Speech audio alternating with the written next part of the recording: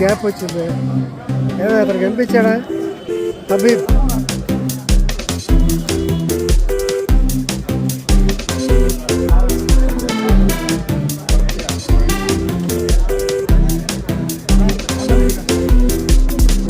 Special అయ్యింది.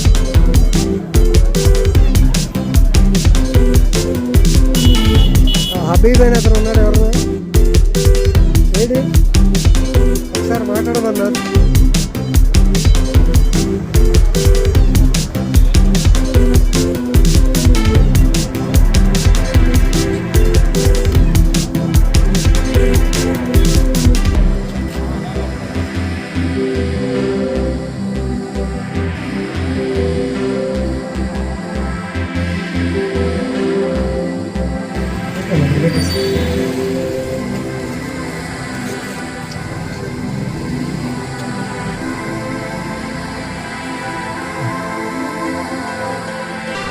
ఈనాటి ఉలవపాడు గ్రామంలో ఇందిరా ప్రియదర్శిని న్యాయ కళాశాల విద్యార్థులు ఏర్పాటు చేసినటువంటి న్యాయ విజ్ఞాన సదస్సుకు అతిథులుగా వచ్చేసినటువంటి డిప్యూటీ తహసీల్దార్ శ్రీ రవిబాబు గారికి, అలాగే మండల్ ఎడ్యుకేషన్ ఆఫీసర్ రమణ గారికి, ఇందిరా ప్రియదర్శిని న్యాయ కళాశాల ప్రిన్సిపాల్ గారు కె శ్రీనివాస్ కుమార్ గారికి, అందరికన్నా ముఖ్యంగా ఉలవపాడు గ్రామ ప్రజలకి, అలాగే న్యాయ కళాశాల విద్యార్థులకు, పోలీస్ సోదరులకు అందరికీ ముందుగా నా యొక్క నమస్కారం. చాలా సంతోషం. ఈనాడు ఉలవపాడు గ్రామంలో ఈ కార్యక్రమాన్ని ఏర్పాటు చేసినప్పుడు, అలాగే గ్రామస్తులు మంచి ఈ కార్యక్రమం యొక్క ముఖ్య ఉద్దేశం వాళ్ళకి లాయ విద్యార్థులు కూడా చెప్పారు. చట్టం అనేది ఎవరి చట్టమో కాదు, చట్టాన్ని గురించి కనీస అవగాహన ఉండాలి. న్యాయాన్ని బేసిక్స్ ఆఫ్ లా అనేది ప్రతి వాళ్ళకి తెలియాలి.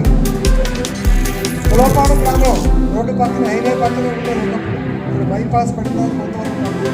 ఒకప్పుడు ఊళ్ళో వచ్చే వాహనాలు ఉంటున్నాయి, కావాలంటే పోతూ ఉంటే దాదాపు 2-3 రోజులకు ఒక యాక్సిడెంట్ అయ్యేది. ఒక యాక్సిడెంట్ అయితే వాళ్ళ కుటుంబం చిన్నాభిన్నం అయిపోతుంది, చాలా ఇబ్బంది పడుతూ ఉంటారు. మరి వాళ్ళకి రావాల్సినటువంటి కాంపెన్సేషన్ ఎలా వస్తుంది అనేటువంటిది ఎవరో లాయర్ గారి దగ్గరికి వెళ్ళాలి. అలాగే కేసు పెట్టాలంటే ఏం చేయాలి, ఇవన్నీ తెలియని పద్ధతి ఎవరొకరి దగ్గర పోతారు.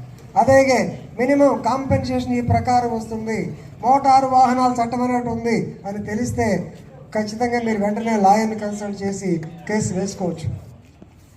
అలాగే ఏదైనా ఆస్తి తగాదాలున్నా, పొలం తగాదాలున్నా ఇవి నిరంతరం ఉంటాయి. రెవెన్యూ శాఖ ఉన్న దానికే చుక్కల భూములని రకరకాల డిస్ప్యూట్స్ వస్తూ ఉంటాయి. అలాగే మ్యూటేషన్ ఆఫ్ రికార్డ్స్లో కూడా చాలా ఇబ్బందులు ఉంటాయి. వీటన్నింటి గురించి మన హక్కు ఏమిటి అనేటువంటిది తెలుసుకోవాల్సినటువంటిది మీ అందరికీ ఉన్నది.